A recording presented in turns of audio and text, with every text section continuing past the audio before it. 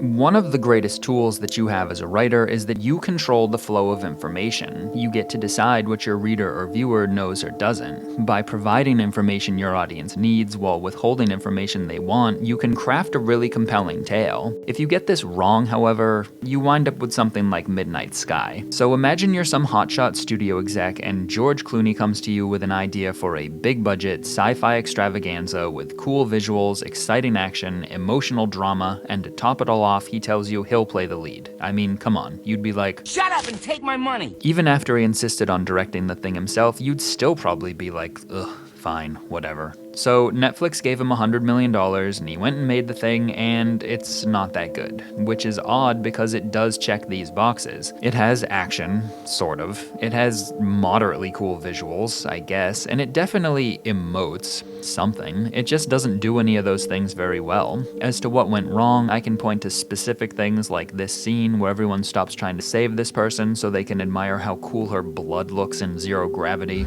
That's too much blood. Or how the science of this science fiction movie isn't very science-y, or how the two main storylines wind up working against each other. But while those factors all contributed to a lackluster result, I think the real issue here goes back to the flow of information, something the movie consistently gets backwards. It gives us information we don't need, while withholding information we really could have used. To show you what I mean, consider the brief backstory of our protagonist, Augustine Lofthouse, who as a young man discovered a new moon of Jupiter called K23 that people can live on, I think. We can compromise.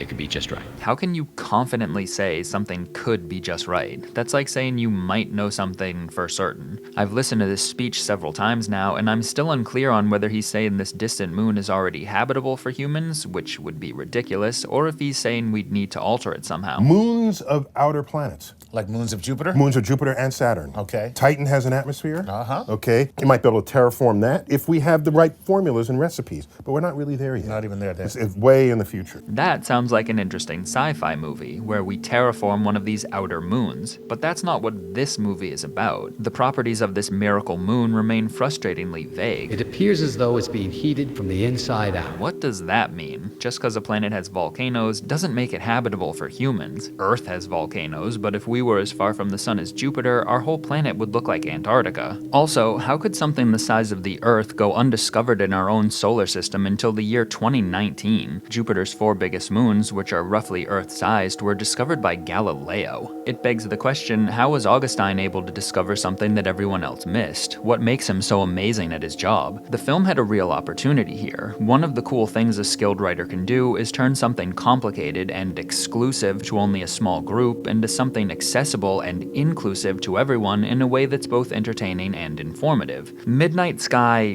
doesn't do that. The movie doesn't show us what makes Augustine such a brilliant astronomer, it just tells us that he is one, which, not to overstate things, is the complete opposite of effective filmmaking. So we're off to a bit of a rough start, but believe it or not, this backstory still could have worked. It just had to give us something to get invested in, which it could have. What the film lacks in science, it more than makes up for with drama. Augustine is so obsessed with his work that he neglects his wife and spends zero time with his daughter. Once again, the movie had an opportunity. If it wasn't going to show us what Augustine does, it could at least show us why he does it and why it means more to him than his family. Is the work he's doing so demanding that he just doesn't have the time? Like he wants to be with his wife and daughter, but he can't because the greater good compels him to keep working even though the sacrifice still tears him apart? Or does he just not care about them? Like he could be a good husband and father if he wanted to, but he'd rather stare out of a telescope all day because he finds that more fulfilling. From a narrative standpoint, either of these options could have worked. The movie just had to pick one and commit to it.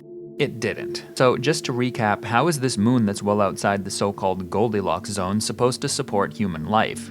I don't know. How was Augustine able to discover this physics-defying gem when everyone else missed it?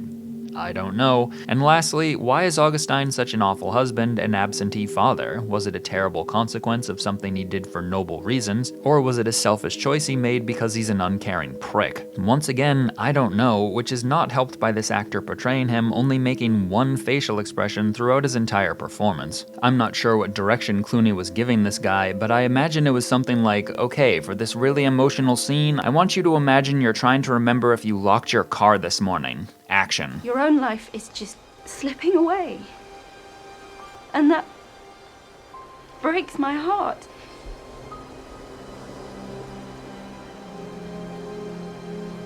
So the backstory leaves a lot to be desired, but hey, it's just a backstory, it's not like they matter, we still got the main story, 2 of them really. It's hard to call one the subplot since both are given equal attention. The first is again of Augustine, now an old man, alone in the Arctic, slowly dying of something, while trying to get in touch with any current space missions to warn them not to come back to Earth because the Earth is also dying of something. The second story is of the Ether, a space crew who just so happens to be coming back from the Jupiter moon that Augustine discovered when he was younger, which, as you can see, has vegetation and flowing water on its surface, despite being 390 million miles farther from the sun than we are. Again, is this moon magical, or has it been terraformed? If it has, why not show the process? Why bother inventing a fictitious moon when Jupiter already has moons we could terraform? And why is our first and only up-close look at this place until the very end of the movie inside someone's dream? As I said before, I think these 2 plot lines work against each other, and the reason for that again goes back to the flow of information, except this time instead of giving us too little information, now it's giving us too much. To show you what I mean, imagine Augustine on the radio asking if anyone can hear him and only getting back static, but this time the story never cuts to the ether, it stays with him. In that scenario, we'd want answers to the same questions that he does, which would make us feel like active participants in the story. But since the ether plot takes place at the same time, we don't have to wonder if they're okay, or if they can hear Augustine, or if their trip to K23 was a success. The movie just tells us. So instead of trying to figure out what's going on for ourselves, now we're just waiting to see if Augustine can figure out what we already know. And the ether plot has the same problem. Imagine if this was a standalone story and this crew suddenly lost contact with Earth, but neither they nor us knew why. We'd want to figure out the same things that they do. That could have been a really tense and compelling tale, but again, that tension is ruined because we know more than the characters. Now, just to be clear, knowing more than the characters isn't necessarily a bad thing. This classic scene from Pulp Fiction where Mia finds what she thinks is a bag of cocaine, but we know is heroin, works explicitly because we know more than she does. But why is that? Why does us having more information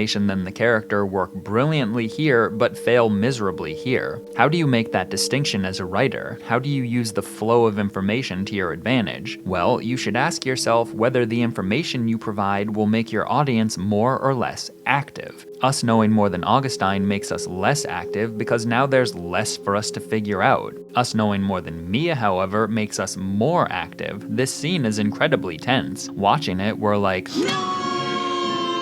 but we only get to that point after we add up what we already know. This Heroin, it's coming back. plus this I said, goddamn! plus this equals. Oh, Jesus fucking Christ. The story compels us to become actively involved. It's like Andrew Stanton said, don't give the audience the answer, give them the pieces and compel them to conclude the answer. Lousy stories just give you the answer, or they make the answer impossible to figure out. There is an antenna that's stronger than ours. We didn't know about this base with a bigger antenna, which means we couldn't have guessed Augustine would go there. We don't get to take part because there's no pieces for us to add up. Also, if there's a base with a bigger antenna in a safer location, why aren't you already there? Look, making good movies isn't easy, and I can sympathize with films that came up short because they had really difficult stories to tell, but I can't do that here. I haven't read the book this is based on, but it's not too difficult to imagine a better version of this story. Augustine being stuck by himself in a hostile environment is a classic archetype, and Iris is a good addition to that story. She gives him someone to care about, and allows him to say things out loud that he'd otherwise have no reason to. Even this terrible backstory sets up a surprisingly excellent ending that I did not see coming. So the movie definitely had potential. Unfortunately, it also had the ether plot, aka the ride home from a place we never really get to see, which not only worked against the Augustine narrative, it also wasn't very interesting and took up a lot of screen time. Consider this, when Augustine and Iris reach the base with the bigger antenna, their story is just about over. All that's left is for Augustine to talk to the ether, which he's been trying to do for the whole movie. Pretty much everything that's happened has been building up to this moment, so you'd think this would be pretty close to the end. It's not. We're only here. The ending doesn't start until here. That's like 40 minutes that we're stuck with the ether. Again, maybe this could have worked on its own, but here it just gets in the way. Dropping most of this would give us time to improve the plot lines that matter, both of which suffer from the same issue. If you want your audience to feel actively involved in your story, you need to give them an interesting problem that's difficult to solve. Whether a bigger antenna is better than a smaller one is neither. Why nobody answers Augustine's distress calls could have been interesting if the ether plot hadn't spoiled it within the first 10 minutes, but it's not enough to sustain a whole movie. It's a good setup, but we need more. The same is true of Iris. She definitely makes the story better, but she can't save it by herself because she doesn't really change anything. If she never showed up, Augustine would still do pretty much everything he does, which isn't much. What he needs is a better challenge, and we can actually create one by subtraction rather than addition. Just get rid of this other antenna. If this antenna stopped working, but there was no other base to go to, and Augustine's sole mission was to warn the ether to turn around before they reached a certain point, otherwise they wouldn't have enough fuel to get back to K-23, then that could have been compelling. It would have been a race against time. Can Augustine get this antenna working and save humanity's last chance at survival? To do so, he'd have to deal with poisonous air, extreme weather, technical difficulties, and predators. I'm not sure if these wolves are actually real or if they're just a figment of Augustine's imagination, but either way, they should have been introduced as a potential threat a lot earlier. Again, we need the pieces ahead of time. Otherwise, when things go wrong, it'll just feel random. Or like we were unfairly denied information we should have been given. There is an antenna that's stronger than ours. And remember, on top of all these problems, Augustine is gonna have Iris following him around. What if he looked over and she was gone all of a sudden? He'd be beside himself. Was her mask not on tight enough? Did the wolves get her? If he thinks they did, he might just jump on his snowmobile and chase after her, at which point any number of things could go wrong that wouldn't feel random. Now the story has legs. As for the backstory, we have the same problem, only worse. Augustine discovers this moon before the story even starts, meaning his greatest accomplishment is already behind him before he and Jean even meet. Where is the story supposed to go from here? Later on, when Jean is pleading for him to care about her as much as he does about his work, I remember thinking, what work? I don't even know what this guy does all day, aside from sit around and brood with his one facial expression. What kind of dilemma is that supposed to present to us, the audience? Are we really supposed to be agonizing over whether Augustine should stay with this super attractive woman who's utterly devoted to him, or if he should sit here and pout? Does that really sound like an interesting conflict?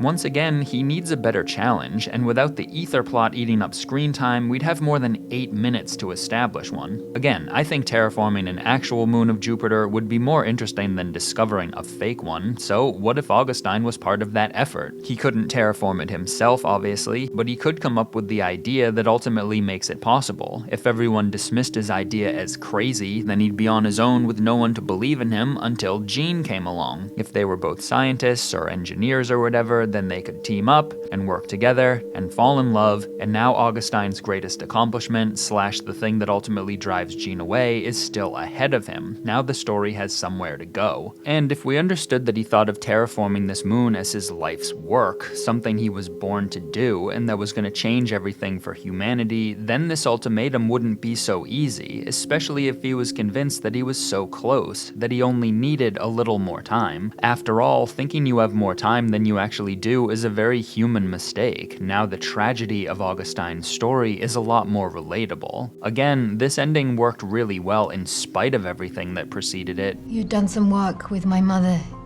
Jean Sullivan. Imagine how well it could have worked if the story beforehand actually got the flow of information right. Dr. Lofthouse? Augustine? I think I lost him.